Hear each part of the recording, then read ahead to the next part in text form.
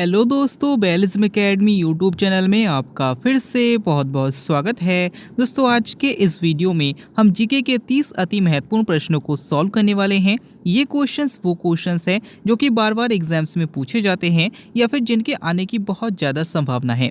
तो अगर आप सुपर टेट, यूपी टेट, लेखपाल, यूपी पीईटी, एसएससी या फिर किसी भी कॉम्पिटेटिव एग्जाम की तैयारी कर रहे हैं, ये 30 क्वेश्चन आपके एग्जाम के लिए अति महत्वपूर्ण है। वीडियो के लास्ट में इन्हीं 30 क्वेश्चंस में से मैं आपसे 2 क्वेश्चन पूछूंगा। उनका आंसर आपको कमेंट बॉक्स में बिल्कुल ईमानदारी से देना है। तो बिना देरी करते हुए चलिए शुरू करते हैं सबसे पहले क्वेश्चन से।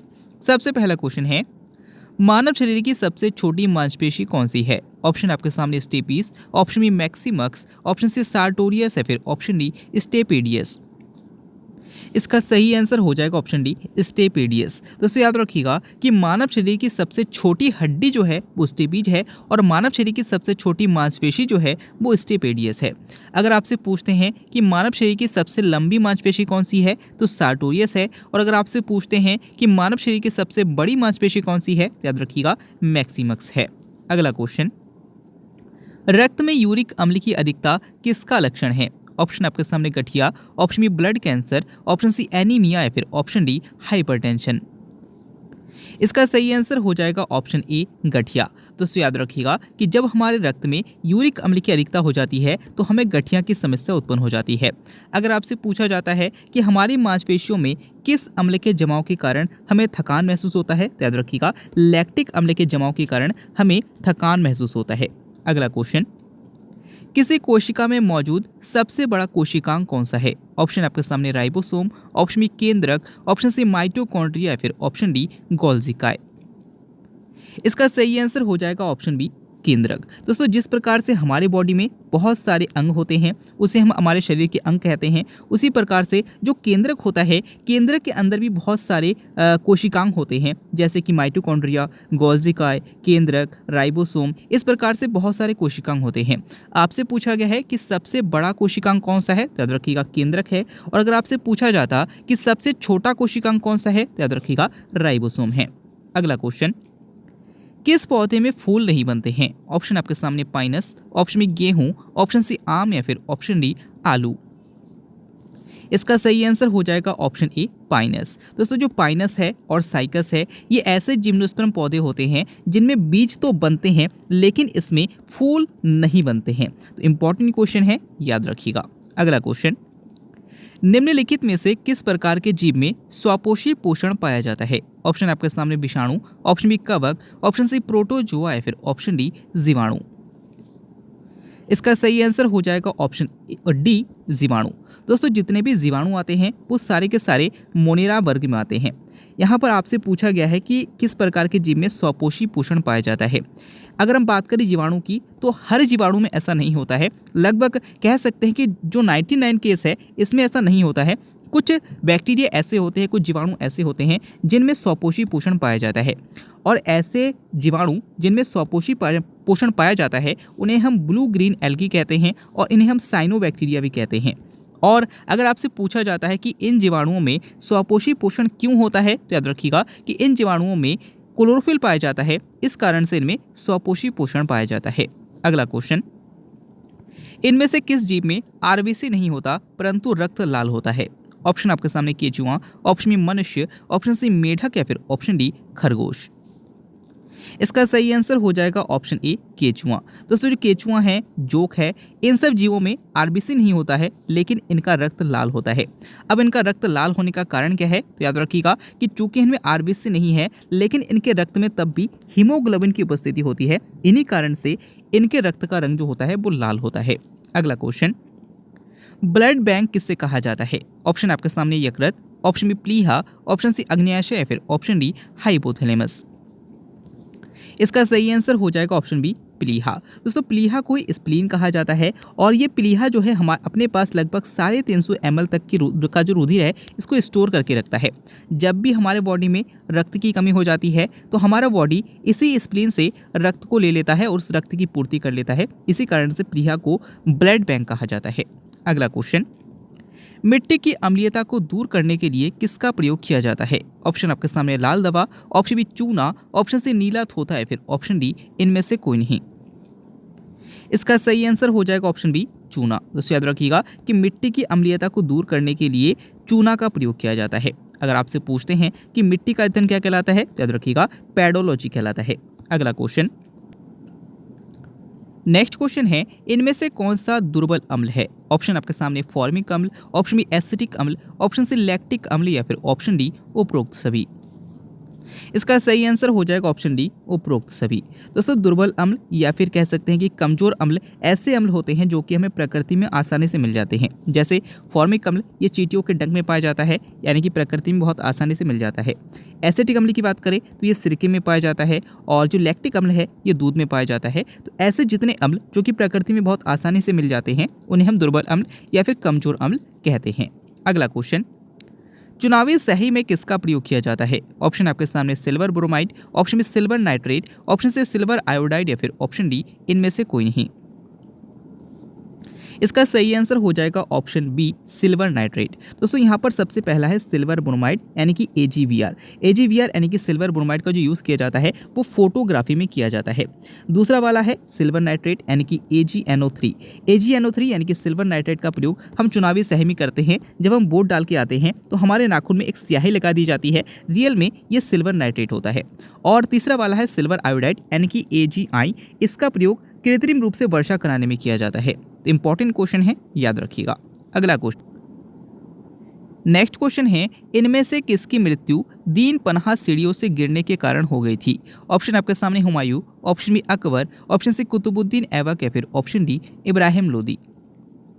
इसका सही आंसर हो जाएगा ऑप्शन ए हुमायूं। तो याद रखिएगा कि हुमायूं की मृत्यु दीन पनाह सीढ़ियों से गिरने के कारण हो गई थी। अगर आपसे पूछा जाता है कि किस शासक की मृत्यु चौगान या फिर पोलो खेलते समय हो गई थी, तो याद रखिएगा कुतुबुद्दीन ऐबक की मृत्यु चौगान या फिर पोलो खेलते समय हो गई थी। अगला क्वेश्चन, सुदर्शन झील का निर्माण किसके शासनकाल में हुआ? ऑप्शन आपके सामने पुष्यमित्र, ऑप्शन बी अजात शत्रु, ऑप्शन सी चंद्रगुप्त मौर्य या फिर ऑप्शन डी मोहम्मद बिन तुगलक। इसका सही आंसर हो जाएगा ऑप्शन सी चंद्रगुप्त मौर्य। दोस्तों चंद्रगुप्त मौर्य के द्वारा सबसे पहले सुदर्शन झील का निर्माण कराया गया था। उसके बाद पुष्यमित्र शुंग आए थे और इनके द्वारा इस पर सबसे पहली बार बांध का निर्माण कराया गया था। उसके बाद में जब इसमें रुद्रदामन आते हैं तो रुद्रदामन के द्वारा इसका जीर्णोद्धार कराया गया था। तो इनमें से कोई भी क्वेश्चन आपसे पूछा जा सकता है। दो क्वेश्चन सबसे ज़्यादा पूछा जाता है कि सुदर्शन झील का निर्माण किसने करवाया था, और दूसरा ये पूछा जाता है कि सुदर्शन झील का जीर्णोद्धार किसने करवाया था। तो दोनों क्वेश्चन इंपॉर्टेंट है, याद रखिएगा। अगला क्वेश्चन, विश्व की सबसे गहरी झील कौन सी है? ऑप्शन आपके सामने लोकटक झील, ऑप्शन बी सुपीरियर झील, ऑप्शन सी बैकाल झील या फिर ऑप्शन डी विक्टोरिया झील। इसका सही आंसर हो जाएगा ऑप्शन सी बैकाल झील। तो याद रखिएगा कि विश्व की सबसे गहरी झील बैकाल झील है, और याद रखिएगा कि इसी बैकाल झील को ही पवित्र सागर के नाम से भी जाना जाता है। अगर आपसे पूछा जाता है कि पर्ल ऑफ साइबेरिया किसे कहा जाता है, तो इसी बैकाल झील को ही पर्ल ऑफ साइबेरिया भी कहा जाता है। अगला क्वेश्चन, उच्चतम न्यायालय किस दिन अस्तित्व में आया? ऑप्शन आपके सामने 1950, ऑप्शन बी 1947, ऑप्शन सी 1956 या फिर ऑप्शन डी 1976। इसका सही आंसर हो जाएगा ऑप्शन ए 1950। तो याद रखिएगा कि उच्चतम न्यायालय 1950 में अस्तित्व में आया था। अगर आपसे पूछते हैं कि वर्तमान में देश में टोटल कितने उच्च न्यायालय हैं, तो याद रखिएगा देश में टोटल वर्तमान में 25 उच्च न्यायालय हैं। अगला क्वेश्चन, नेक्स्ट क्वेश्चन है, भारत की सबसे छोटी झील कौन सी है? ऑप्शन आपके सामने बेम्बनाथ झील, ऑप्शन बी हजारीबाग झील, ऑप्शन सी लोनार झील या फिर ऑप्शन डी बूलर झील। इसका सही आंसर हो जाएगा ऑप्शन बी हजारीबाग झील। दोस्तों हजारीबाग झील जो है ये झारखंड में है और ये भारत की सबसे छोटी झील है। अगर आपसे पूछते हैं कि भारत की सबसे लंबी झील कौन सी है, तो याद रखिएगा बेम्बनाथ झील है। अगला क्वेश्चन, नूरजहां किसकी पत्नी थी? ऑप्शन आपके सामने Akbar, option B Shahjahan, option C Aurangzeb या फिर ऑप्शन डी जहांगीर। इसका सही आंसर हो जाएगा ऑप्शन डी जहांगीर। तो याद रखिएगा कि जहांगीर की पत्नी का नाम नूरजहां था। और अगर आपसे पूछते हैं कि नूरजहां का असली नाम क्या था, तो याद रखिएगा मेहरुन्निसा था। तो ये भी आपसे पूछा जाता है, इंपॉर्टेंट है। अगला क्वेश्चन, नेक्स्ट क्वेश्चन है, विश्व पोलियो दिवस कब मनाया जाता है? ऑप्शन आपके सामने 8 अक्टूबर, ऑप्शन बी 2 दिसंबर, ऑप्शन सी 24 अक्टूबर या फिर ऑप्शन डी 31 मई। इसका सही आंसर हो जाएगा ऑप्शन सी 24 अक्टूबर। दोस्तों याद रखिएगा कि 24 अक्टूबर को ही विश्व पोलियो दिवस मनाया जाता है। अगर आपसे पूछते हैं कि संयुक्त राष्ट्र स्थापना दिवस कब मनाते हैं तो 24 अक्टूबर को ही संयुक्त राष्ट्र स्थापना दिवस भी मनाया जाता है। अगर आपसे पूछते हैं कि वायु सेना दिवस कब मनाते हैं तो 8 अक्टूबर को वायु सेना दिवस मनाया जाता है। अगर आपसे पूछते हैं कि कंप्यूटर साक्षरता दिवस कब मनाते हैं तो 2 दिसंबर को कंप्यूटर साक्षरता दिवस मनाया जाता है। और अगर आपसे पूछा जाता है कि तंबाकू निषेध दिवस कब मनाया जाता है तो 31 मई को मनाया जाता है। अगला क्वेश्चन, मसालों का राजा किसे कहा जाता है? ऑप्शन आपके सामने लौंग, ऑप्शन बी इलायची, ऑप्शन सी काली मिर्च या फिर ऑप्शन डी दालचीनी। इसका सही आंसर हो जाएगा ऑप्शन सी काली मिर्च। तो याद रखिएगा कि काली मिर्च को मसालों का राजा कहा जाता है। और अगर आपसे पूछते हैं कि मसालों की रानी किसे कहा जाता है तो इलायची को मसालों की रानी कहा जाता है। अगला क्वेश्चन, हृदय स्पंदन को बढ़ाने वाला हार्मोन कौन सा है? ऑप्शन आपके सामने इंसुलिन, ऑप्शन में ग्लूकागॉन, ऑप्शन सी थायरॉक्सिन या फिर ऑप्शन डी एड्रेनालिन। इसका सही आंसर हो जाएगा ऑप्शन सी थायरॉक्सिन। तो याद रखिएगा कि थायरॉक्सिन हार्मोन जो है ये हमारे थायराइड ग्रंथि से निकलने वाला हार्मोन है और इसकी बात करें तो इसके द्वारा ही हृदय स्पंदन बढ़ने लगता है।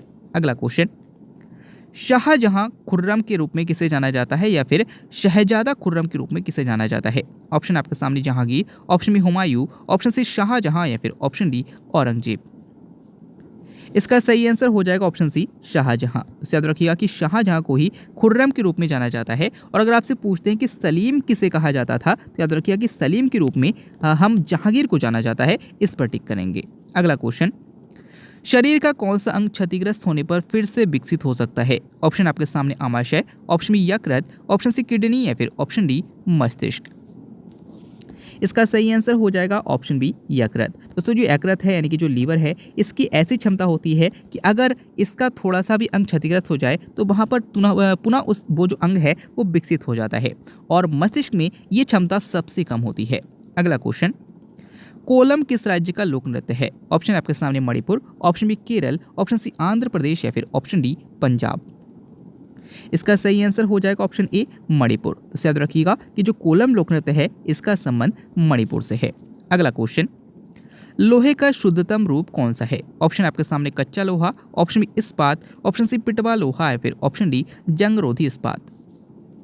इसका सही आंसर हो जाएगा ऑप्शन सी पिटवा लोहा। तो याद रखिएगा कि लोहे का जो शुद्धतम रूप होता है वो पिटवा लोहा होता है।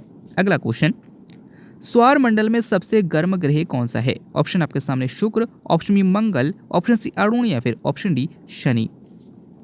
इसका सही आंसर हो जाएगा ऑप्शन ए शुक्र। तो याद रखिएगा कि सबसे चमकीला ग्रह शुक्र ग्रह है और यही सबसे गर्म ग्रह भी है। अगर आपसे पूछते हैं कि लाल ग्रह किसे कहा जाता है तो मंगल ग्रह को लाल ग्रह भी कहा जाता है। और अगर आपसे पूछते हैं कि काला ग्रह किसे कहा जाता है तो शनि ग्रह को काला ग्रह कहा जाता है।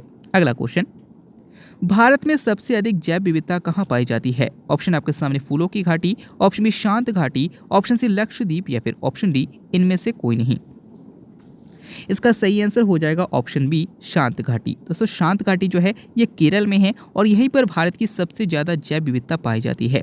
अगर आपसे पूछते हैं कि फूलों की घाटी कहाँ पर है तो याद रखिएगा उत्तराखंड में है। अगला क्वेश्चन, गार्डविन ऑस्टिन के हिमालय का हिस्सा है यानी कि गार्डविन ऑस्टिन हिमालय का कौन सा हिस्सा है या फिर किस हिमालय का हिस्सा है? ऑप्शन आपके सामने ट्रांस हिमालय, ऑप्शन बी महान हिमालय, ऑप्शन सी लघु हिमालय, फिर ऑप्शन डी शिवालिक हिमालय। इसका सही आंसर हो जाएगा ऑप्शन ए ट्रांस हिमालय। दोस्तों अगर हिमालय का वर्गीकरण किया जाए तो सबसे ऊपर आपको ट्रांस हिमालय मिलेगा, उसके नीचे आपको महान हिमालय मिलेगा, उसके नीचे आपको लघु हिमालय मिलेगा और सबसे नीचे आपको शिवालिक हिमालय मिलेगा। यहाँ पर सबसे ऊंचे ऊपर जो ट्रांस हिमालय है इसी में आपको गार्डविन ऑस्टिन जो कि भारत की सबसे ऊंची चोटी है ये आपको मिलेगा। अगला क्वेश्चन, सर्वाधिक पर्वत और पहाड़ियों का विस्तार किस महाद्वीप में है? ऑप्शन आपके सामने Africa, option B Europe, option C Asia या फिर ऑप्शन डी ऑस्ट्रेलिया। इसका सही आंसर हो जाएगा ऑप्शन सी एशिया। तो याद रखिए कि एशिया में सर्वाधिक पर्वत और पहाड़ियों का विस्तार है।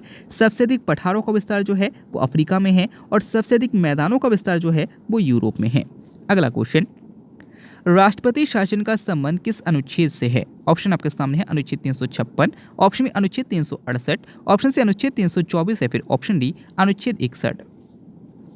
इसका सही आंसर हो जाएगा ऑप्शन बी ऑप्शन ए अनुच्छेद 356। तो याद रखिएगा कि अनुच्छेद 356 जो है उसका संबंध राष्ट्रपति शासन से है, अनुच्छेद 368 का संबंध संविधान संशोधन से है, अनुच्छेद 324 का संबंध निर्वाचन से है और अनुच्छेद 61 का संबंध राष्ट्रपति के महाभियोग से है। अगला क्वेश्चन, तेलंगाना स्थापना दिवस कब मनाया जाता है? ऑप्शन आपके सामने 9 नवंबर, ऑप्शन बी 2 जून, ऑप्शन सी 24 जनवरी या फिर ऑप्शन डी 12 जनवरी। इसका सही आंसर हो जाएगा ऑप्शन बी 2 जून। दोस्तों याद रखिए कि 2 जून 2014 को ही तेलंगाना एक अलग राज्य बना था। और अगर बात करें कि उत्तर प्रदेश से जो उत्तराखंड है वो कब अलग हुआ था, तो याद रखिएगा कि 9 नवंबर 2000 को उत्तर प्रदेश से उत्तराखंड एक अलग राज्य बना था। और इस टाइम उत्तर प्रदेश के 13 जिले जो थे वो कटकर अलग हो गए थे और उत्तराखंड में चले गए थे। अगर आपसे पूछते हैं कि उत्तर प्रदेश स्थापना दिवस कब मनाया जाता है, तो 24 जनवरी को मनाया जाता है और राष्ट्रीय युवा दिवस 12 जनवरी को मनाया जाता है। अगला क्वेश्चन, करेल मिट्टी के नाम से किसे जाना जाता है? ऑप्शन आपके सामने काली मिट्टी, ऑप्शन बी जलोढ़ मिट्टी, ऑप्शन सी लाल मिट्टी या फिर ऑप्शन डी लेटराइट मिट्टी। इसका सही आंसर हो जाएगा ऑप्शन ए काली मिट्टी। तो याद रखिएगा कि काली मिट्टी को ही रेगुड़ मिट्टी के नाम से जाना जाता है और काली मिट्टी को ही करेल मिट्टी के नाम से भी जाना जाता है। और आप सभी को पता है कि काली मिट्टी में सबसे अधिक कपास की खेती अच्छी होती है। तो दोस्तों यहाँ पर हमारे 30 क्वेश्चंस कंप्लीट होते हैं। इन 30 क्वेश्चंस को देखकर आपको पता चल गया होगा कि आपके एग्जाम के लिए ये क्वेश्चन कितने इंपॉर्टेंट है। अगर आपने तैयारी करी है तो ये 30 क्वेश्चन को करके आप अपना टेस्ट दे सकते हैं और पता कर सकते हैं कि आपकी तैयारी कितनी अच्छी चल रही है या फिर आपकी तैयारी में क्या कमी है।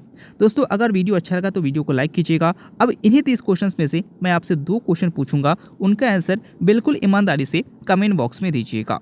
सबसे पहला क्वेश्चन है, भारत की सबसे लंबी झील कौन सी है? और दूसरा क्वेश्चन है, गठिया रोग का संबंध किस अम्ल से है? दोनों क्वेश्चन का आंसर मैंने इसी वीडियो में किया है। अगर आपने वीडियो को ध्यान से देखा होगा तो आप इन दोनों क्वेश्चन का आंसर जरूर कर पाएंगे। वीडियो अच्छा लगा हो तो वीडियो को लाइक कीजिएगा, चैनल को सब्सक्राइब कीजिएगा, अपने दोस्तों को जरूर शेयर कीजिएगा। मिलते हैं अगले वीडियो में, तब तक के लिए देखते रहिए, सीखते रहिए।